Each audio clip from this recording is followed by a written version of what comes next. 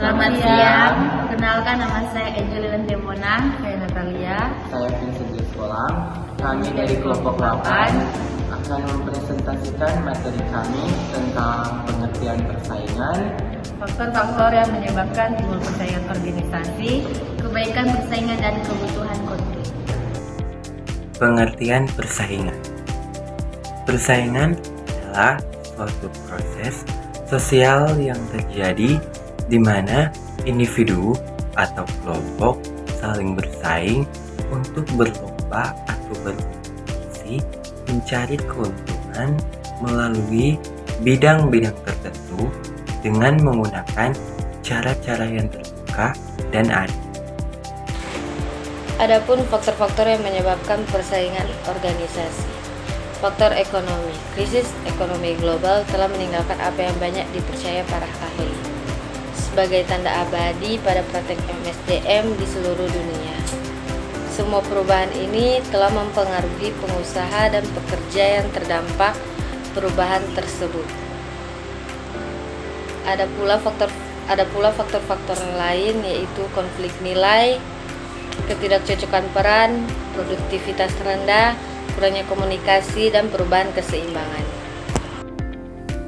Produktivitas rendah. Berikut merupakan faktor-faktor yang membuat produktivitas menjadi rendah di sebuah perusahaan. 1. Manajemen yang buruk. Manajemen yang tidak efektif menurunkan produktivitas perusahaan dari segala arah. Strategi keseluruhan bisa menyebabkan inefisiensi karena manajer tidak melihat dan mengambil langkah untuk menerapkan cara paling produktif untuk menyelesaikan tugas. 2. Sistem yang kuno. Ketika sebuah perusahaan menggunakan metode lama dan kaku untuk mencapai tujuan, produktivitasnya akan menurun secara signifikan. Jika suatu perusahaan lain menggunakan perangkat otomatis yang untuk merekam dan melacak data, sementara perusahaan mengumpulkan dengan tangan, produktivitas dari perusahaan tersebut tentu akan jauh lebih rendah karena membutuhkan lebih banyak waktu dan tenaga. 3. Ketidakpuasan karyawan. Karyawan yang tidak puas terhadap perusahaannya umumnya tidak produktif, sementara karyawan yang senang dan bergairah dengan pekerjaan mereka lebih bersemangat untuk menghasilkan sesuatu produk. 4. Masalah pribadi. Karyawan yang mengalami masalah pribadi cenderung kurang produktif dibanding mereka yang tidak mengalami masalah serupa. Misalnya stres atau kondisi kesehatan yang buruk tentu membuat karyawan tidak bisa berkontribusi maksimal terhadap pekerjaannya. Kurangnya komunikasi adalah segala bentuk gangguan yang terjadi di dalam proses penyampaian serta penerimaan pesan antar individu yang umumnya disebabkan oleh faktor lingkungan, fisik, maupun psikis dari individu yang terlibat. Dampak dari kurangnya komunikasi itu memicu timbulnya konflik yang berkepanjangan akibat hubungan sosial yang merenggang merupakan akibat paling akhir dan paling berbahaya yang bisa saja timbul hanya karena persoalan komunikasi yang kurang baik. Contohnya itu saya ambil dari komunikasi orang tua dan anak. Dalam berkeluarga, komunikasi sangat diperlukan antara orang tua dan anak, melibatkan lebih dari satu orang atau lebih. Komunikasi berlangsung melibatkan lebih dari satu orang atau lebih. Komunikasi berlangsung jika terdapat kesamaan makna. Sejatinya seseorang yang melakukan komunikasi untuk mencapai kesamaan makna antara manusia yang terlibat dalam hal tersebut. Dengan itu, komunikasi menjadi sangat penting dalam kehidupan berkeluarga. Baiklah, di sini saya akan membahas tentang kebutuhan konflik. Kebutuhan manusia berasumsi bahwa konflik yang berakar dalam disebabkan oleh kebutuhan dasar manusia, baik itu fisik, mental, sosial yang tidak terpenuhi atau halangi. Keamanan identitas, pengakuan partisipasi, dan otonomi sering merupakan inti pembicaraan. Bagaimana teori konflik menjelaskan masyarakat? Nah, teori konflik melihat bahwa di dalam masyarakat tidak selamanya berada pada peraturan, buktinya adalah masyarakat manapun pasti pernah mengalami konflik-konflik atau ketegangan. Kemudian teori konflik juga melihat adanya dominasi, kosri, dan kekuasaan dalam masyarakat.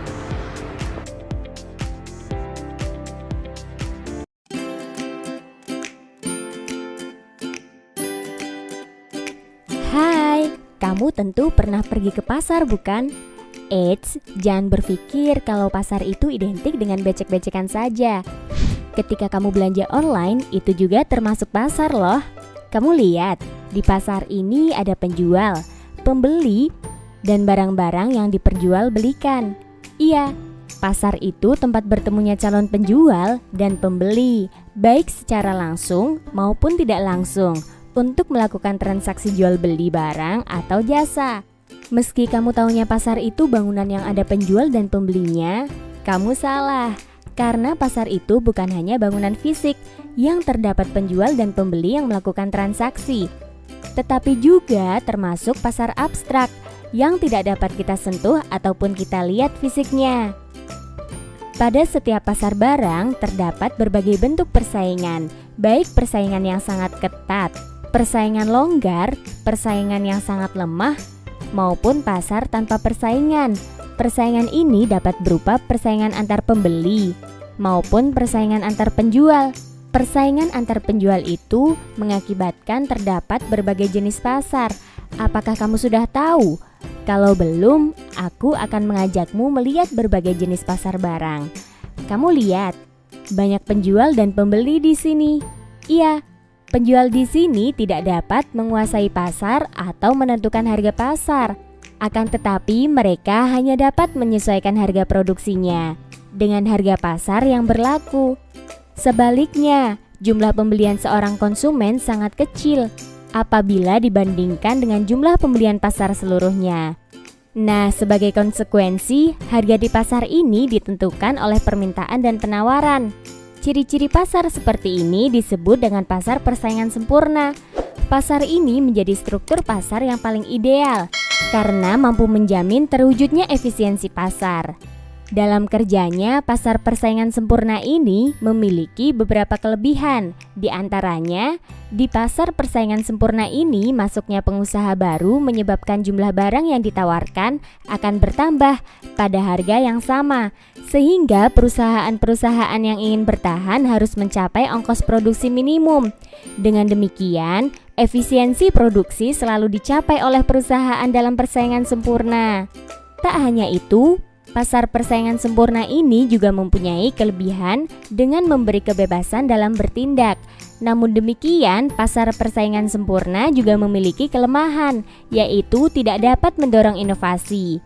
Lihat itu, ada pasar yang sedikit penjualnya, tapi sangat banyak pembeli. Ini sih ciri pasar persaingan tidak sempurna, di mana dalam pasar persaingan tidak sempurna ini dibagi menjadi beberapa jenis loh. Kamu lihat pom bensin ini, ada banyak kendaraan yang mengantri untuk membeli bahan bakar.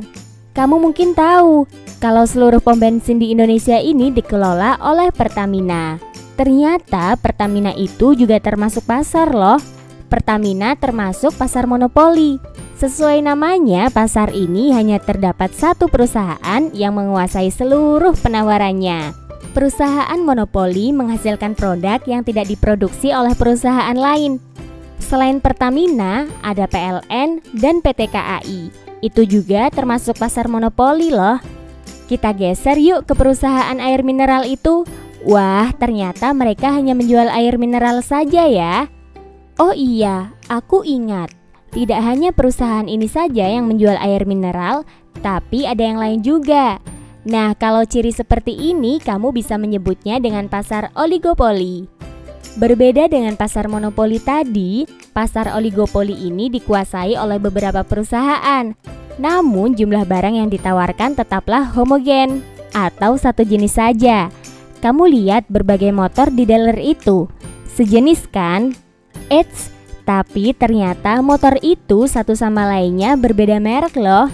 Nah, ini bisa kamu sebut dengan pasar monopolitis. di mana beberapa produsen dengan jenis barang yang serupa namun karakteristiknya berbeda-beda.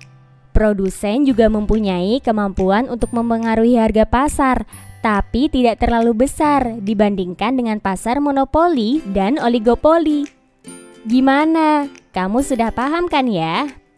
Oke deh, kalau gitu sampai jumpa di pembelajaran asyik lainnya. Dah. Sekian presentasi dari kelompok kami. Terima kasih.